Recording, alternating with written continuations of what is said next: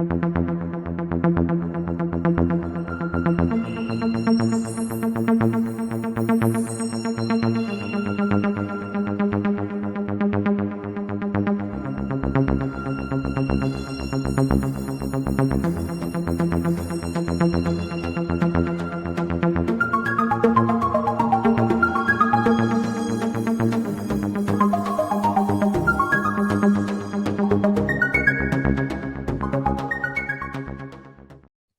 everyone. Welcome to WeeklyWed from Business School of AI. WeeklyWed is our happy place to share, learn, discuss, and explore. WeeklyWed occurs every Wednesday at 9 a.m. Pacific Time. I'm your host, Yashaswini Vishwanath, and you can call me Yash. I'm logging from Bangalore, India, and I would like to know where you're all coming from. Please chat away your name and your location, and we would like to get to know you better. I work here as a data scientist, and most of my projects are based on artificial intelligence. I work on responsible AI, and I've been working on Bluetooth for the last 10 years. So emerging technologies is something that's very close to my heart. And we all know that WeeklyWed is an international speaker series that happens every Wednesday. So at WeeklyWed, we are currently learning the learning pathway to AI IoT, where we have autonomous vehicles and the Internet of Things, artificial intelligence, all put together and how we learn about it. And generally, we host speakers from varied backgrounds working on AI and other allied technologies. Today, we have Sarah Abroff from City of San Jose, where she heads the emerging mobility for City of San Jose.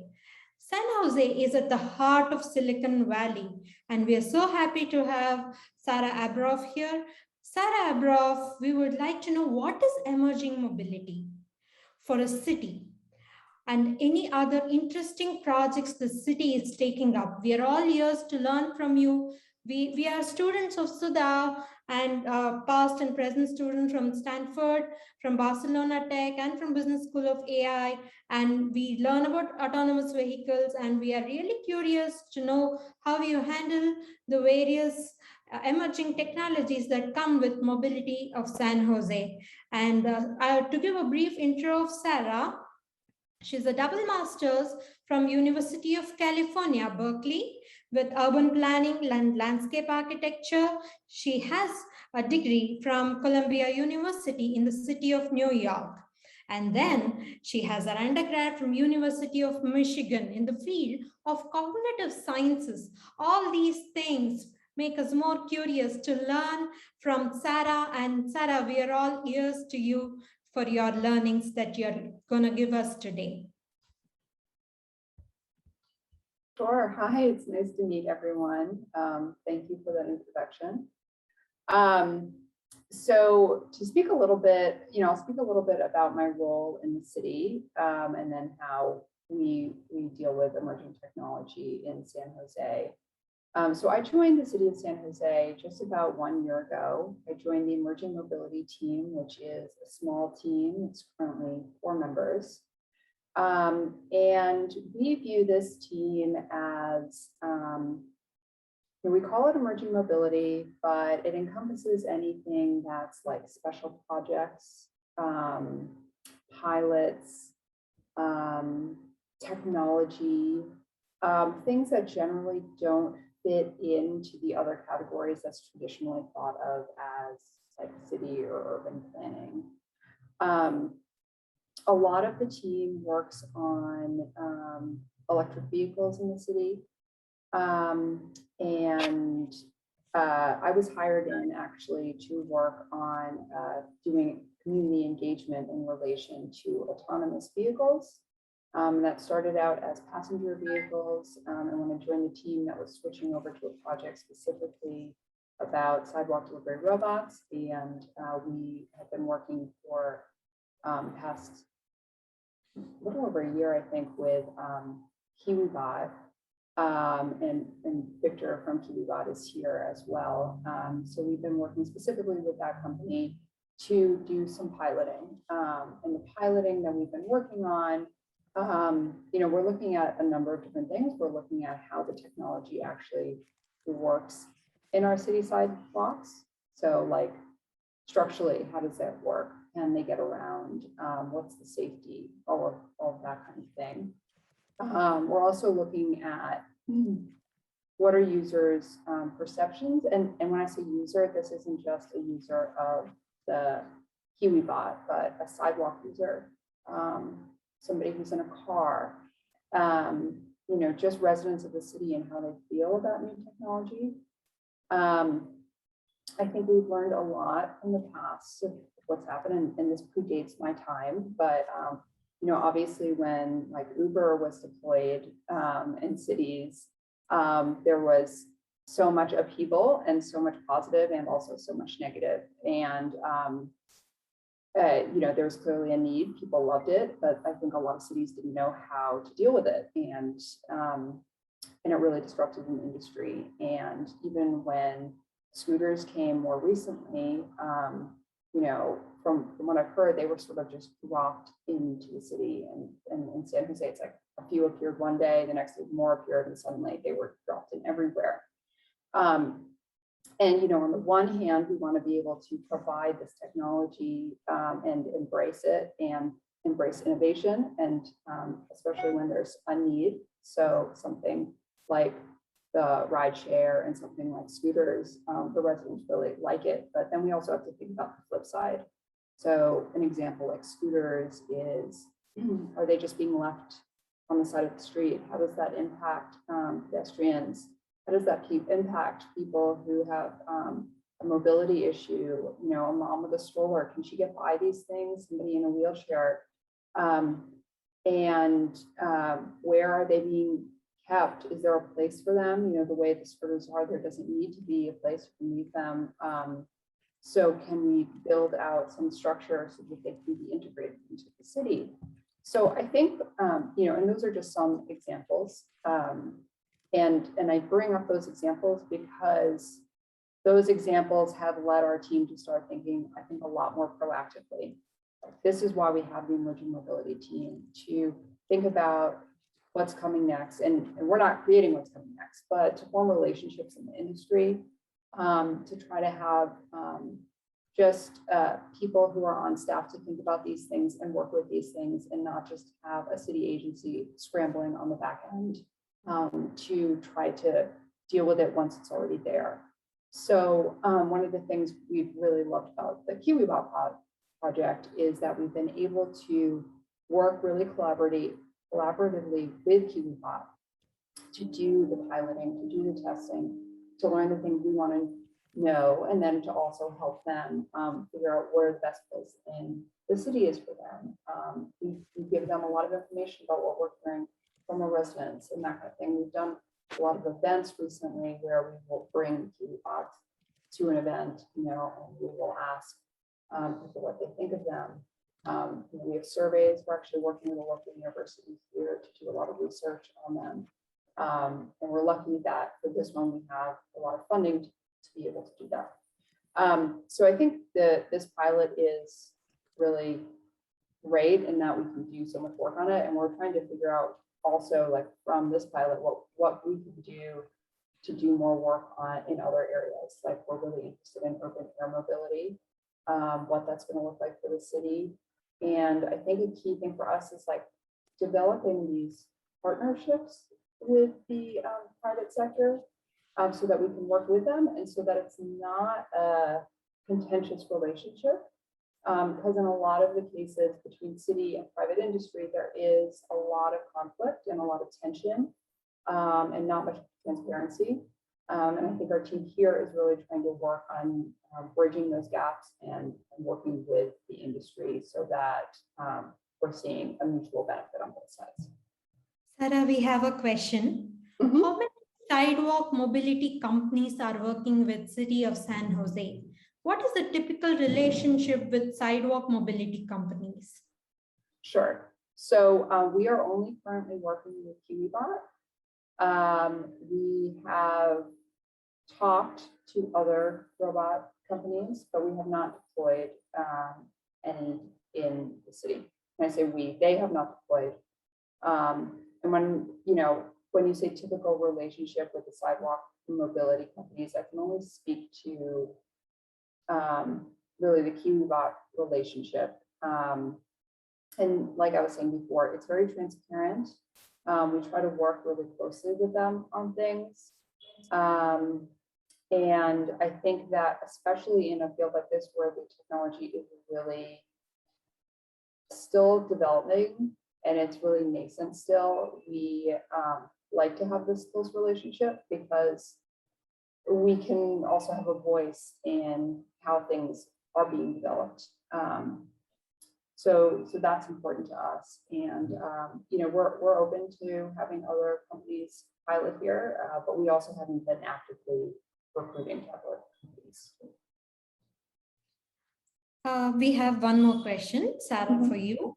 We would like to know what metrics exist with the city to evaluate if these mobility vehicles are successful and useful. So what are the metrics? Yeah, that's a really good question. We spent a significant amount of time coming up with, you know, some research questions and things we wanted to answer and all this when we first started our pilot. And I will say we had things in the pilot have gone a lot differently, I think, than we expected, which is fine because that's the whole point of a pilot. Like you just try something and you see how it goes. But we were having, you know, we had set out a lot of sort of goals of monitoring, I think, like the MDS data. KiwiBot uses MDS and looking at those, and we were going to monitor our, you know, 311 complaints. It's the city line people can call if there's a complaint, or we were going to measure different, you know, if there was anything even with the police in an incident. We also were planning to deploy surveys with each delivery so that we could hear from people who used the service. So I bring up all of our plans because I think what's ended up happening in the pilot is we realized that we've had a lot fewer robot trips than we were expecting. We were sort of expecting, okay, we're going to have like these 20 or 40 deliveries a day, and we're going to get all these different metrics, and maybe there are going to be problems. But we're really working with many fewer trips. So I think that a lot of what we've looked at actually is data that's come directly from KiwiBot. So KiwiBot provides us with, they pick up data along the way, and this was something that's been developed as we've worked on our pilot. So they can actually measure things as they're doing deliveries, and they can just do street scouting even outside of the delivery. So they've been picking up, you know, data about the sidewalk. Is there a missing curb ramp? Is there an obstruction? Is the sidewalk too narrow? Things like, you know, if you can't press, you need to press the button to cross the street. Well, if a KiwiBot can't press that button, but it's good to know like what's going on in all of those places. So we've been looking at a lot of, or they've been collecting that data, which we really need to sort through. But as far as like success or usefulness, I think we thought maybe we would be further along in evaluating that in this pilot. And I think what we've learned in this pilot is that it's still very new. We're not doing, you know, there will be an evaluation at the end of it, but it's not exactly as we thought it would be. I think there's a lot more sort of testing on the ground that needs to happen. And when I say testing, it's not just the technology, but just having the robots around. You know, having just one robot going down the sidewalk is really different than having 10 robots, and how people react to them. So, you know, we do a lot of surveys, and we have students from the local university doing observations, you know, where they have an observation protocol and they write down things that happen. And so far, the response from people is very positive, and that's great. We're really happy people are open to the new technology, but at the same time, is it really representative of what it would become? What if there were 10 robots on the sidewalk? Would people still be, as open to it? So I think that is a long-winded way of saying that we don't have sort of these key metrics in a way. We're doing a lot of, I would say, more qualitative assessment of things. We're doing a lot of interviews with stakeholders about what they see as the need, usefulness, how they feel about it, potential issues. We're also doing a lot of those interviews with community members as well. And then as far as the usefulness, we part of the goal of this pilot was to have an equity component to it. So, and this is really important to the city, and I should have mentioned this actually when I was introducing the emerging mobility team. Equity is a really big factor in thinking through all the emerging technologies, because we're concerned that emerging mobility or new technology in any way gets deployed and it really only benefits maybe the wealthy people in a city, or worse, it harms areas that are not as wealthy, or puts people at risk who are already vulnerable. So actually, as part of this pilot, we developed what we call equity use cases, and tried to come up with different use cases that might be really outside of the box and not something that maybe these companies would do on their own if it weren't for them working with the city. And Victor's done a lot of work with this. So one of the things that they've done is they've developed this community hub, which is right next door to where they operate out of, and they accept donations and they deliver donations. We also work with a local urban farm that's based in East San Jose. And they have these vegetable boxes that people come and pick up on Saturdays at the farm, and we've partnered with them to actually do the delivery of boxes. We just started this, and to see how that works. Like, is there some kind of need that we could fill? Maybe a mom with a few kids at home can't come on Saturday morning to get the box. Does having the robot help with that? And we really pushed to look at those use cases. But I think in a lot of ways, these are still being evaluated in a really qualitative way. And I don't know yet where we're going to see if there is a need or not. So those were really key takeaways from this session, I have to say. The way you think whether a particular bot, it should be there, it should not be there, what impact does it have on the society and on all the strata of the society. Those were key takeaways from this session. And I have some more questions for you. So the next question is, UK and Spain have done similar pilots with this. So autonomous vehicles, to see how people reacted to vehicles on that. So do you have any comments on that? So that looks like is it passenger vehicles, I'm assuming. So we actually, yeah, autonomous vehicles on the road. So it's interesting that this point is brought up. So right before I joined the city, I joined the city during the pandemic. And right before the pandemic, we as a city were actually starting to do work with the community, to engage the community about autonomous vehicles and to get their feedback on it.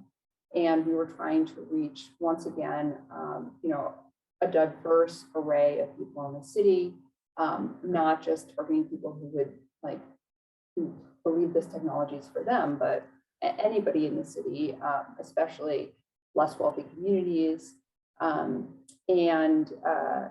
We got to this point where we did a workshop with the people in a specific neighborhood, and a lot of the feedback was like, we don't know what this technology is, and we don't really see that it's for us. And this sort of like, this has nothing to do with us. This isn't for us.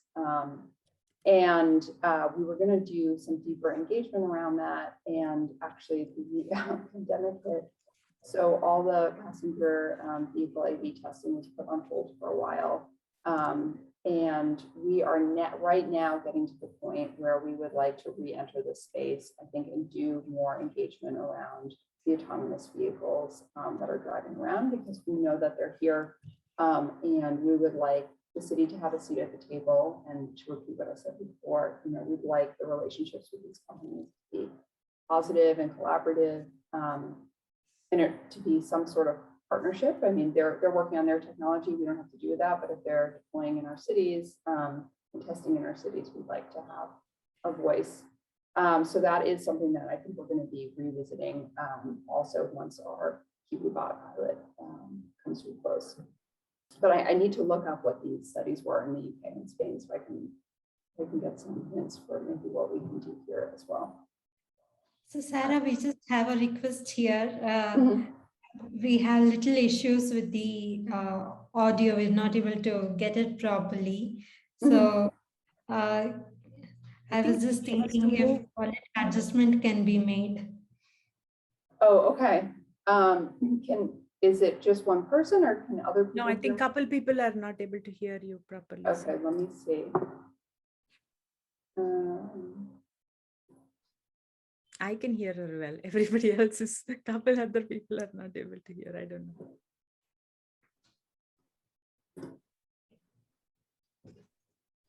Okay, can you hear me better? Oh, this is Suresh and Henry. Are you guys able to hear Sarah better? Oh, Okay.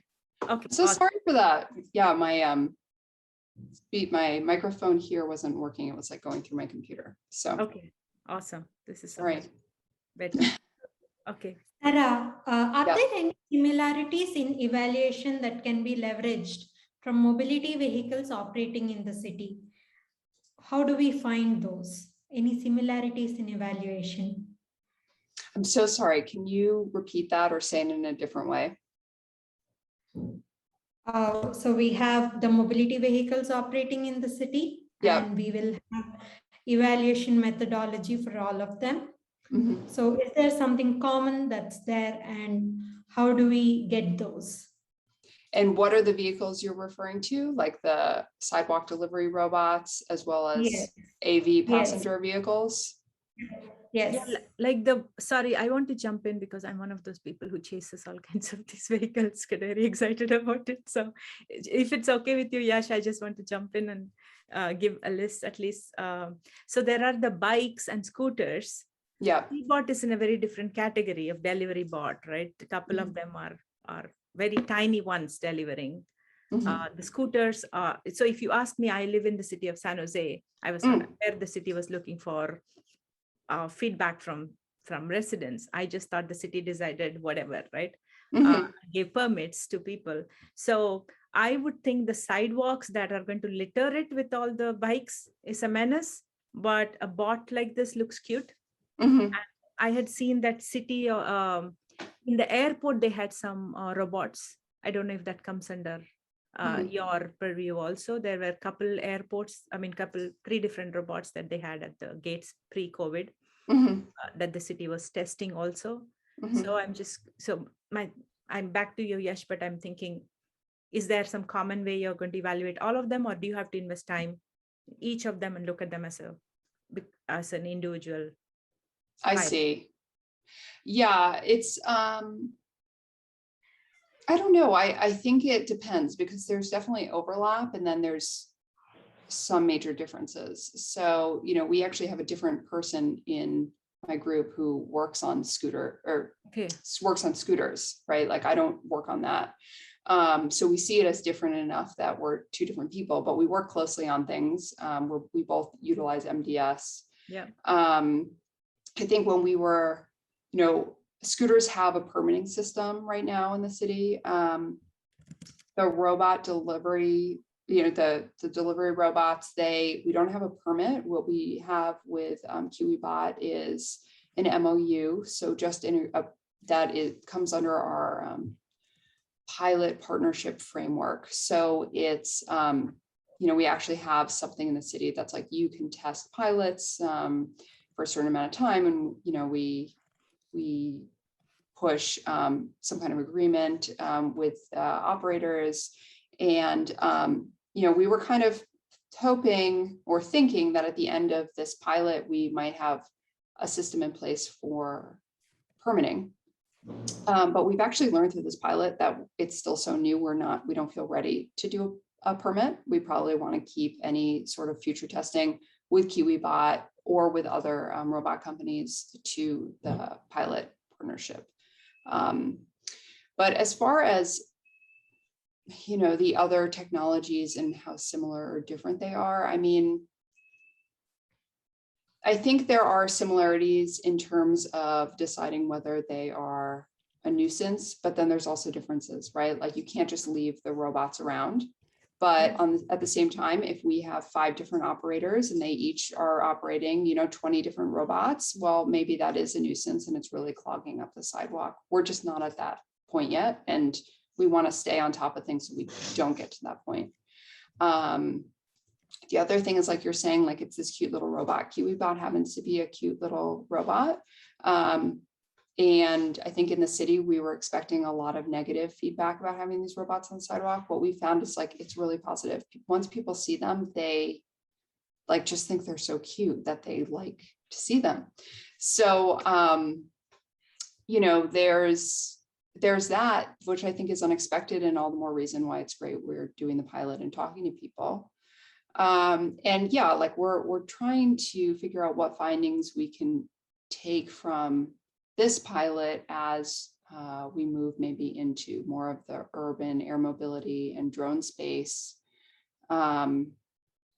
It's always hard. It's like we say there are similar areas, but every area has its own challenges, and I think especially in new technology, really does need its individual attention.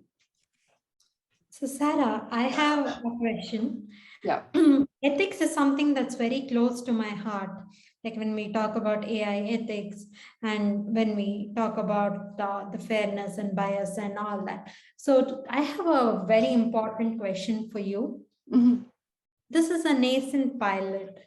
Does the city push for minority group representation in designing the use cases, like helping the blind or the elderly? So Yeah. how is that taken care of? Yeah, sure. It's a really great question. And this goes back to when I said we were trying to design, like come up with these equity use cases at the beginning of the pilot. So what we did when we started this phase of the pilot, the first phase, we were sort of done 2 phases. The first phase was really to just get KiwiBot on the ground, test how the technology works, like literally, can it get from point A to point B? Can it cross a street in a way that we feel safe or we feel comfortable as city employees having them operate? I think during that phase, they added like a flag to the top of the KiwiBot. And now we have like reflective placards and that kind of stuff so that it's visible. The second phase of the pilot was to find these use cases that could potentially benefit people. So for a few months, I spent maybe 2 months calling different organizations within the city. It wasn't focused on sort of like minority representation. It was just focused on finding different community groups across the city that represented various interests. So there's an organization called Walk San Jose. They deal with pedestrian issues and making sure things are safe. I spoke with them. I spoke with a low-income housing community to see if there was anything that KiwiBot could provide or be helpful to them. I was sort of speaking to all these different groups of like, Walk San Jose, they're not going to come up with a use case, but they're going to give us some tips for helping make sure it's as safe as possible and possibly as equitable as possible. The low-income housing community we were talking to, we were wondering, okay, is there anything that we can actually provide? Is there a use case there? One of the really great ones that we did come up with was when I called the urban farm, and they deliver these vegetable boxes that people do not pay for. This is vegetable box provided to low-income families. They have to qualify to get it. And we just wanted to further assist there if it was possible. We talked to this other group called Loaves and Fishes. They distribute meals to people in hunger. And we've been working with them to see if there is a potential use case there to help feed people. And I think, we've mostly been operating out of downtown because I think downtown is sort of the easiest, least obtrusive to other neighborhoods. Like it's got wider sidewalks and kind of everybody uses the downtown in some ways. I think that if we start to expand into other neighborhoods, we will certainly be speaking to those neighborhoods, to those organizations, getting as much feedback as we can from different groups, whether it be, a neighborhood that is lower income or is wealthier. Like we don't want to favor a wealthier neighborhood. Like that's the exact opposite of what we want to do. So we really want to make sure it does roll out as equitably as possible. But I think every step along the way, we kind of have to think about it in a different way. It's not as simple as being like, okay, we want to, hear the voices of people of color in the city and have them come in. It kind of depends on the neighborhood group and where we're working. And, one of the great things that Victor's done since he's joined the second phase of the pilot is he's working with a lot of these organizations in the city that actually house people. And he delivers, they deliver goods through KiwiBot to these areas. And I think it's really important. But it's always evolving, and it's something that we're thinking about every step of the way. So Sarah, when you told about all these use cases and the way you have considered everybody, each and everybody, there is one thing that struck my mind. So generally we have United Nations Sustainability Development Goals, and generally the city planners, they take these sustainability development goals and work on that to cater to the people there. So I just wanted to know if any of these sidewalk mobility falls into any of those goals and how you have implemented that. Did you say sustainability goals? Yeah. Okay, so this is also something that we've been thinking about through the pilot, though I don't think that this pilot is, I don't know if it's testing it as well as we would like, but I feel like we've taken some first steps. So one of the theories is we would really like to right size freight. So currently, if you think about the delivery system of just like getting food delivered, we have a car taking up space on the street delivering a burrito. And that's using gasoline, it's taking up space, it's causing congestion, it's idling when the driver's going in and out of the car, it's waiting between orders. And, a theory is, can we cut down on emissions and pollution by using something that is right size to the size of food delivery? So if we have a tiny little robot, it's operated by a battery, can that, reduce emissions and take a car off the street? So I think that I really love that vision, and I really think that that could be the future. I think in these current pilots, we're not there yet at all. Like I'm saying, we're sort of like forcing these use cases, and we're doing maybe like 1 or 2 deliveries a day. We haven't like made that much of an argument on it, but I think that's a really good option. Like how, I'm just trying to think of all those city planning photos where they sort of line up like what, 50 people in cars looks like versus 50 people in a bus, and how much less space it takes up and how much fewer emissions it releases. It's very similar to when you think of getting a delivery, from a car versus delivery from a little robot. That said, there's also the flip side of it. I don't know if we would rather have people using robots to get food delivered or things delivered rather than walking a quarter of a mile to go get it. Is that better, that trade-off? And that's what I'm saying, like we're just not there yet to know how that's being used, but these sustainability goals are always in the back of our mind. And I also think we wouldn't be so keen on testing this if we thought it was going to contribute negatively to sustainability. We do think that in the future, this could be a net positive. Thank you, Sarah. That was a real nice answer, because sustainability goal is something that's always in the back of our mind. Like when they have done something and they want everybody to implement it, it is our privilege and prerogative to implement them in the plans that we do. So I have some more questions for you with respect to the impact and the effect these decisions have on the community. So is the city promoting the pilot for people to be aware and make evaluations?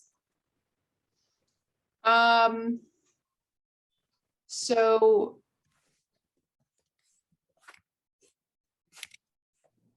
I'm trying to think. We are not, I was going to say we're not really promoting it, but on the other hand, we are. We show up to a lot of we show up to a lot of like different events. So that urban farm I was talking about, they're called Vegilution.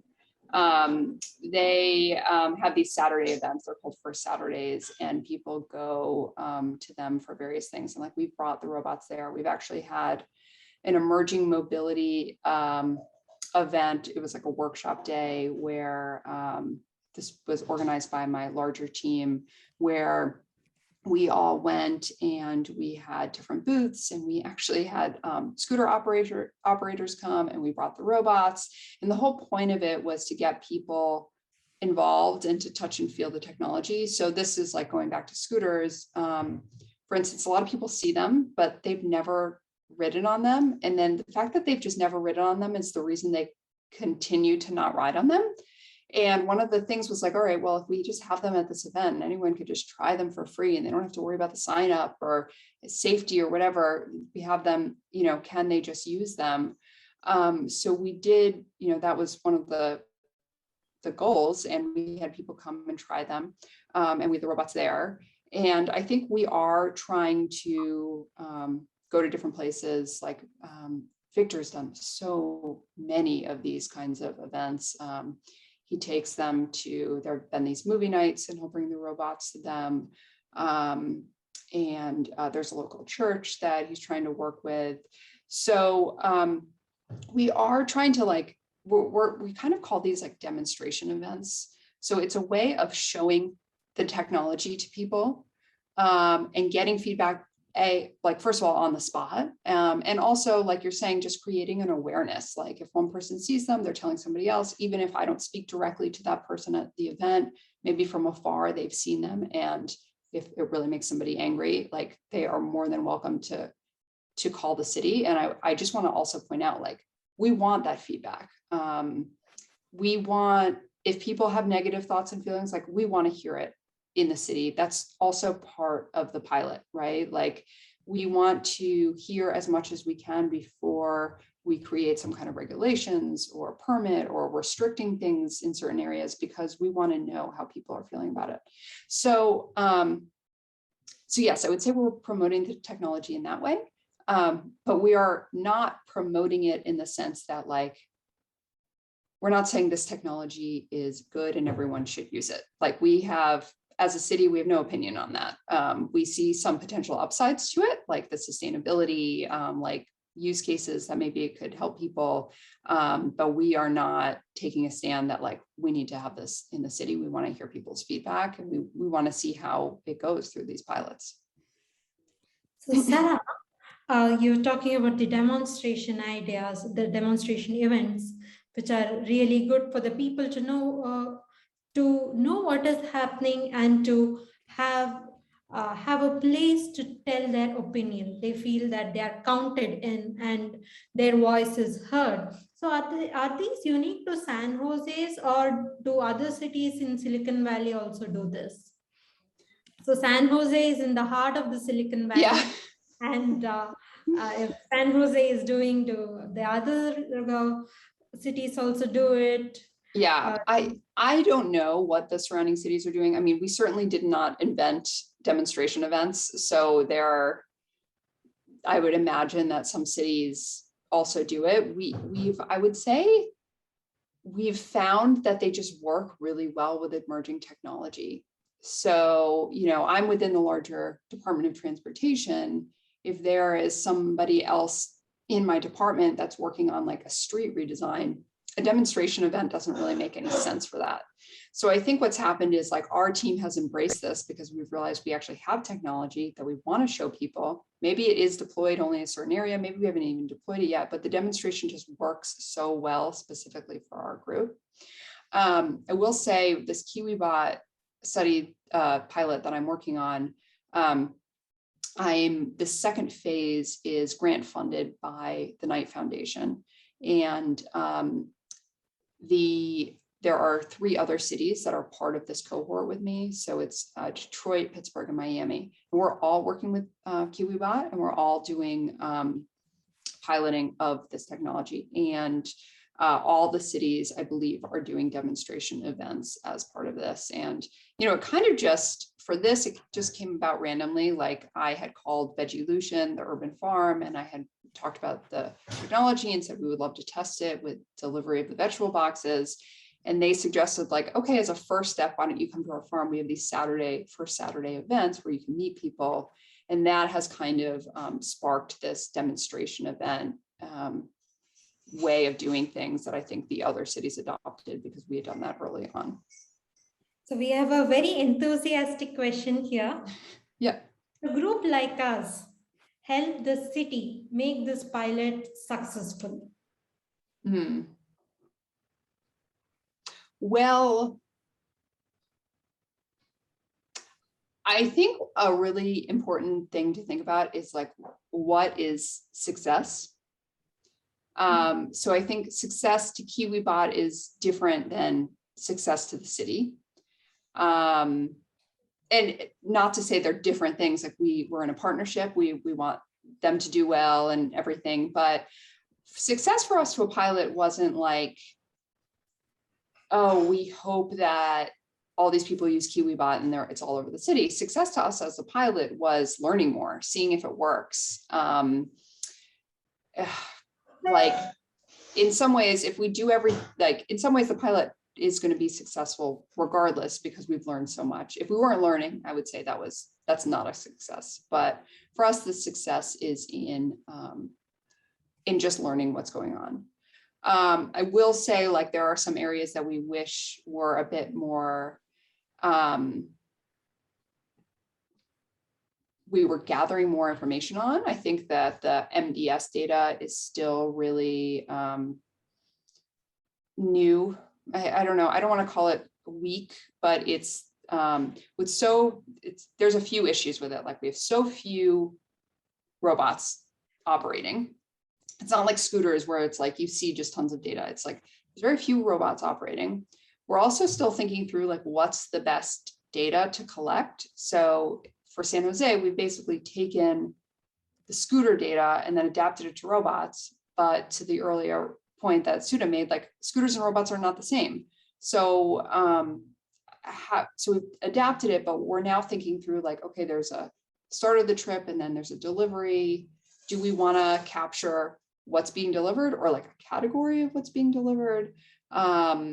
Is that going to be helpful? Like there's just, I've given this less thought. And I think that this is a chance, maybe, especially if you guys are involved in MDS, where you could think more about what are the things that might be valuable or different about robots versus how MDS is already used. I think that whole data piece could be really valuable and is something that we haven't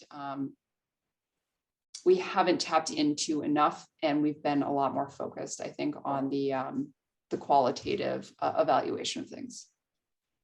So Sarah, Sudha has something to tell you, and Sudha, I just want to add So this group is full of students of Sudha, and here we are data scientists, AI scientists. We just love all these stuff. MDS is something that we truly admire, and so let's see what we can do for you. And Sudha, I would like Sudha to share her thoughts with you. So I actually have a question. Thank you for letting me speak. Um, when we talk about MDS, because we use MDS because it's open data sets, and we use that as our teaching material to learn about various interesting technologies like AI and autonomous vehicles and the like. So you made a very good point that MDS has data about the trips itself, which is applicable for a scooter company, right? But with the robot, like KiwiBot, there is more sensor data, more camera data, right?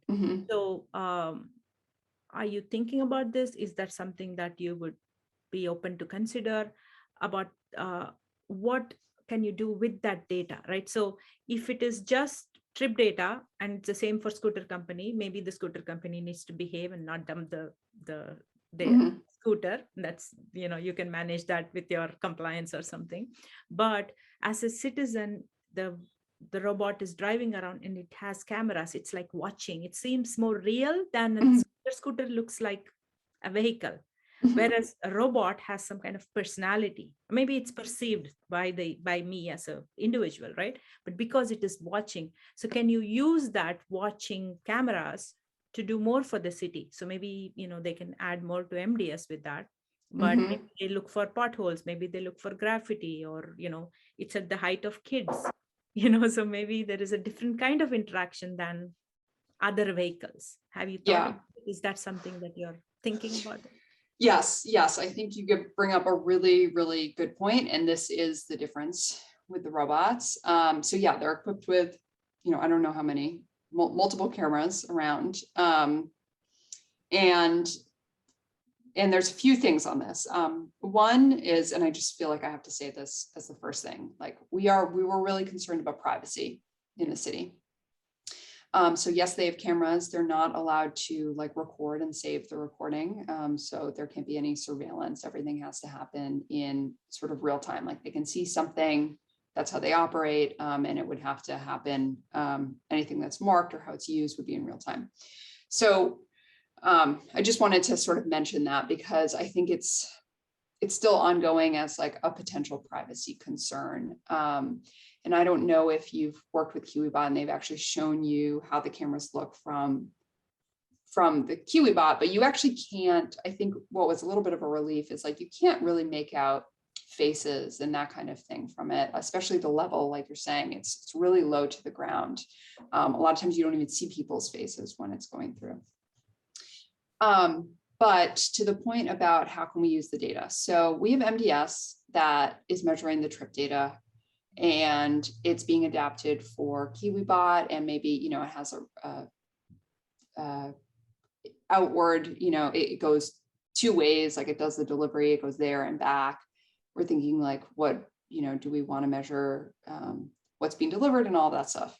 But to your second point about the cameras, we are trying to think about how this can best be used. So outside of MDS, KiwiBot provides us with a dashboard where they actually are reporting on lots of different things that are collected by the cameras. And this is what I was talking about earlier. So they see something in the camera like a missing curb ramp or a narrow sidewalk or an obstruction or whatever.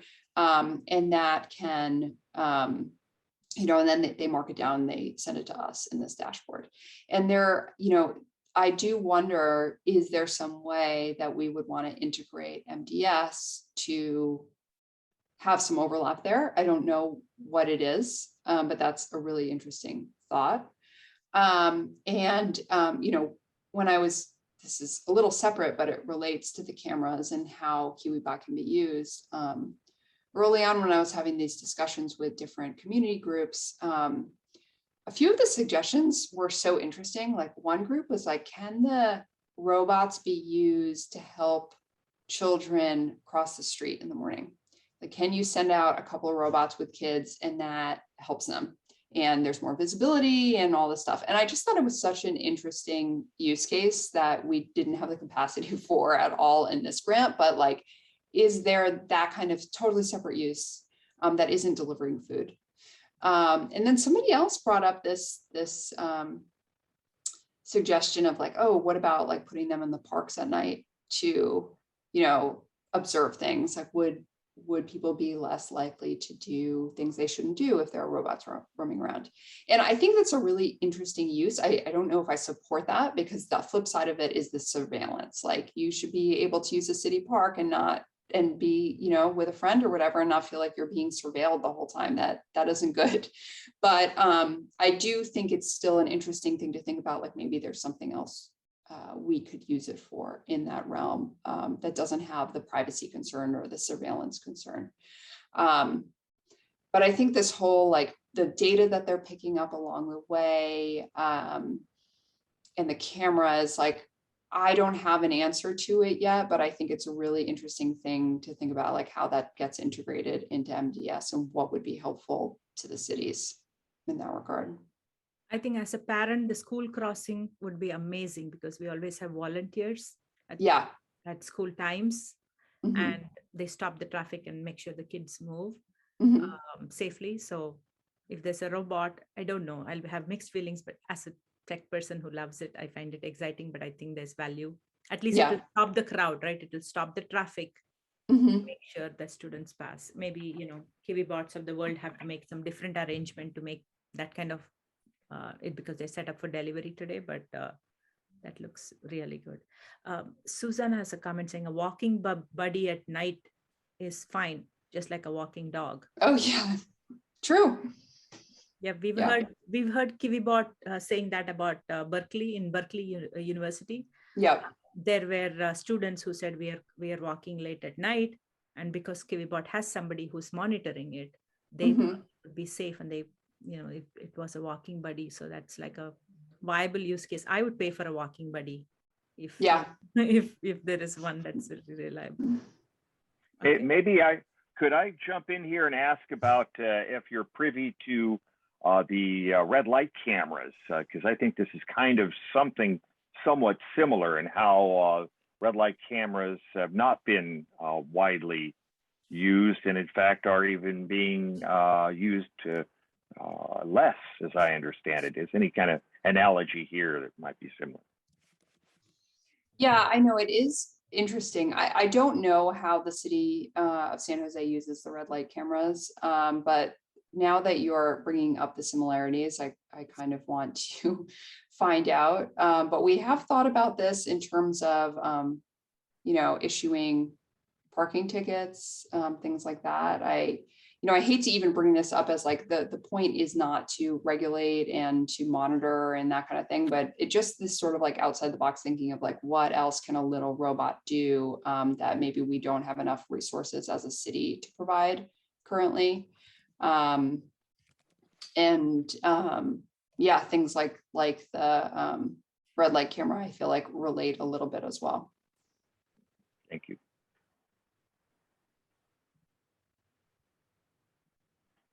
Okay, yes, you're muted.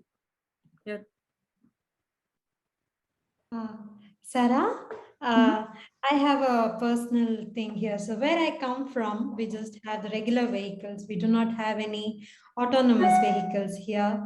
And the electric vehicles are also very less. It could be just 1% of the total number of vehicles. So when you were talking about this, you were talking like it is everyday thing. Autonomous vehicles is every day and it's all around. It's such a nice thing, and someday I would like to come there and see all this for myself. But what really touched my heart was the way the government is coming in and putting up regulations, thinking whether we should go ahead, not go ahead, whether it is safe for people, not safe, but it's a people-oriented thing. It's human-centered first. So when we say it's a human-centered AI, I had very good key learnings from your session today. And this will be one of my most memorable sessions that I've ever attended. The way you were talking about autonomous vehicles, the robots, okay, it's there, it's around me, and I will take a call whether they should be or not be, whether they're safe for people or not. It was really wonderful to have you here.